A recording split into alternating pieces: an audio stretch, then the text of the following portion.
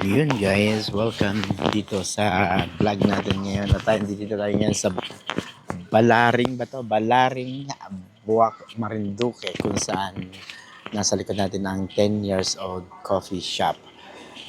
Nanggaling na rin ako dito about 6 years ago, sa same place na to.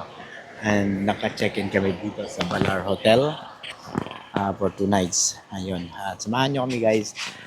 Bukas magtutour kami dito sa Marinduque at yung papasyalan namin yung mga iba pang coffee shops and other places na pwedeng bisitahin dito sa Marinduque. And yan yung Balar Hotel sa likod natin guys. And sana kung kayo makakapasyal din dito sa Marinduque, try nyo yung visit dito. Napaka-busy nila. Meron pa silang upper room dining doon sa taas at talagang jam pack sila dito. So guys, visit lang kayo dito. 10 years old coffee dito sa Balaring ba to? Balaring Marinduque. Okay, Buwak Marinduque. Yan. Maraming salamat. Huwag niyo kakalimutan mag-follow and subscribe para dahil sa ating YouTube channel, and see you again sa ating next video. Salamat.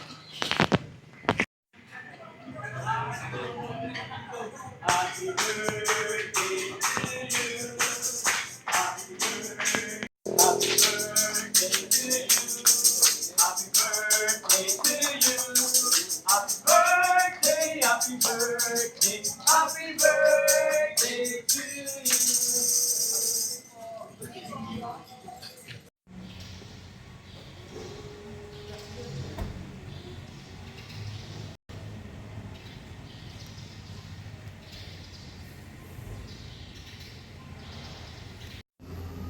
Meron kayo kasi sila naka-ready eh.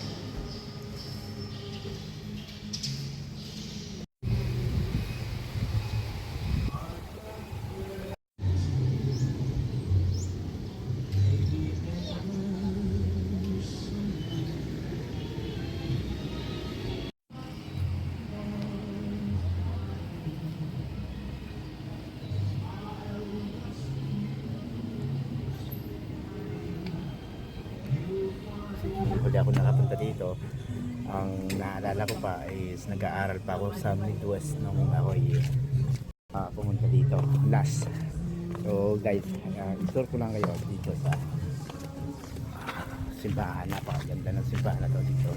Ang dami ng pinagbago kasi dati yung entrance niyan, pero ngayon nilipat na siya dito. So dito na yung main entrance na sa pinakatabi. Nung araw dito ako nagtitinda ng ice candy. Yan, ito sarado to dati, malaki pa doon. Tapos dyan ako nagtitinda ng ice candy noon nung ako ay parang mga grade 5, grade 6 yata. So naalala ko lang yung mga buhay-buhay ng bata pa. So ang ganda na niya ngayon, napakaganda ng loob. At yun, nakakatuwa lang kasi ibang-iba na itsura niya nung huli ko siyang nakita. Malayo-malayo na siya doon sa natatandaan kong simbahan. Kaya yun, maraming salamat and guys, see you again.